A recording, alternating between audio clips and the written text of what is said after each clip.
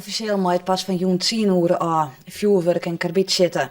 Maar op Gondwarpen wordt er al omraak met karbitsketten. Ierbigelijk stiet erom bekend. Er is het traditie dat de jongens met molkbussen de inwoners wekker knallen.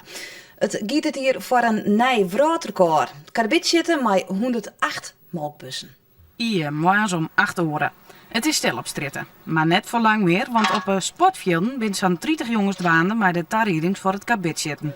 Die als altijd zonder vrouwen. Daar ben ik maar een PR en ja, het zou worden dat niks, ja, of niks gebeuren, maar Die kent dat net. die houdt dan net de hele dag vol. Ik weet precies hoe het gaat. Hier gaat voor het wereldrecord. Althans, zo is de bedoeling. 108 molkbussen moeten hier dan knallen. De meeste jongens hebben aardig ondervinding. Toen ik vroeger een liet jongje in die hadden dat ik altijd al en daar ben wij met terug in. En mijn broer wie er toen ook altijd al bij en die is er nou ook altijd nog bij. Wist je wat er ik achter zit? Want er zit vroeger gewoon gedachten achter, hè? Dat weet ik niet.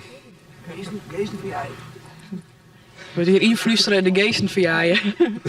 Nou, dat ga ik nog nooit weten. Nee, we doen het altijd gewoon omdat het mooi is.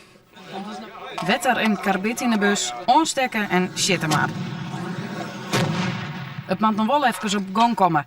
Na het shitten is het dan de deksels weer uit het veldheli en op een nij laden. Het lijkt wel een veldslag. Kabit shitten doch is al heel lang in Ier. Ik giet je today wel een stuk voorzichtiger als je het iets. Nou, ik zou maar die met mijn luizerspreekje, hè.